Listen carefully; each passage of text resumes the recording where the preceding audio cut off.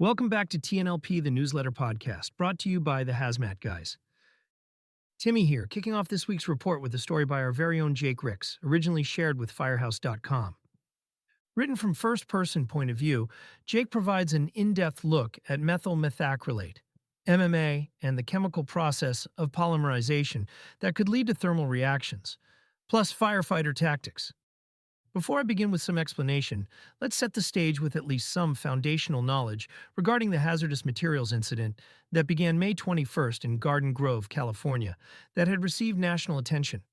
There was an overheating bulk storage tank of a product called methyl methacrylate, or MMA, at an aerospace manufacturing facility. This situation has caused the governor to declare a state of emergency and issue an evacuation order to nearly 50,000 residents. The remainder of this article will be written about the potential hazards themselves, and not always so specifically about this incident. As firefighters, we are going to tackle this incident in 4 phases: what, why, how, and what. We must ask, what is it? Why is this happening, and how could it hurt us? And what can we do to stop it? Methyl methacrylate is a colorless liquid chemical known to be used in the production of plastics, but more specifically, the production of military-grade aerospace windows. It is highly flammable and toxic, but most relevantly it is a type of chemical called a monomer. The hazardous materials responders out there may have already caught on to what may be the issues. But if you haven't, let me break it down for you. A monomer liquid is like a bag filled with chain links that are not attached to one another. They are all there, but there independently.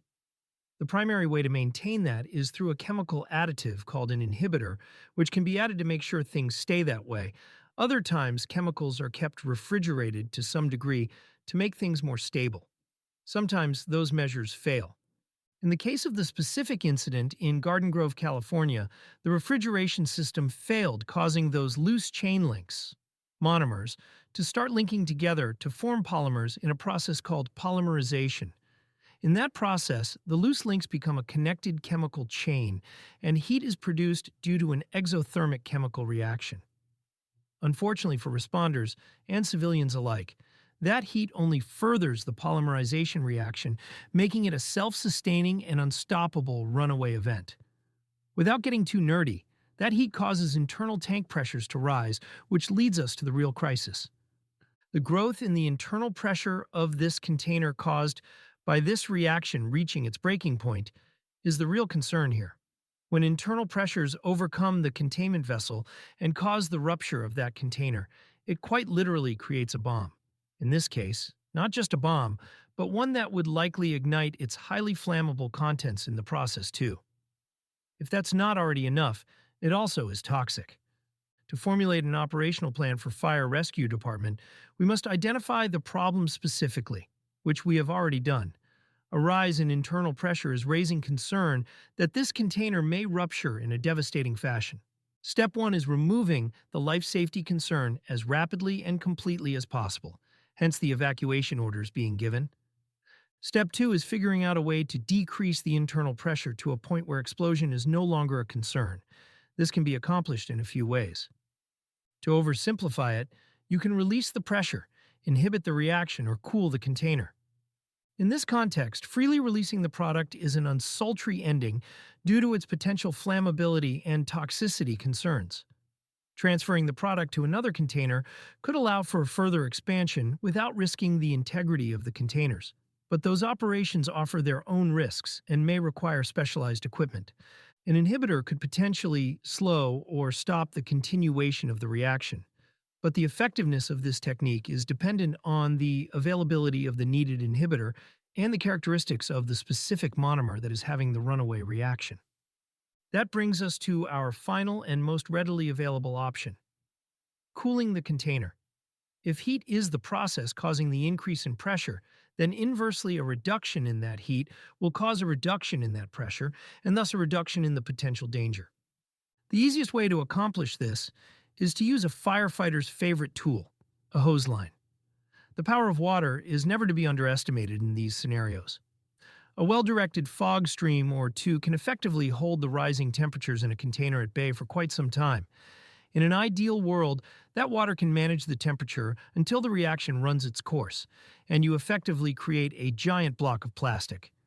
Unfortunately, that may all take some time, potentially days, even weeks. In the best case, this is not going to be a quick process. If it ends up being a quick process, you have a big problem. In other words, today's the day to thank your local hazardous materials guy that it's not you.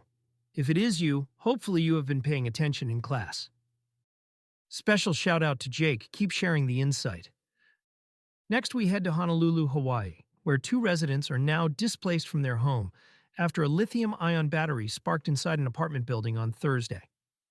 Hawaii News Now says the Honolulu Fire Department received a 911 call at 10:57 p.m. for a building fire reported at Waikalani Drive in Mililani. Officials said, based on information from the caller stating that the fire involved a lithium-ion battery-powered electric bike, the incident was upgraded to a second alarm, dispatching additional resources, including a hazmat unit. The first unit arrived on scene at 11:06 p.m. and reported smoke emanating from the upper floor of the three-story apartment building.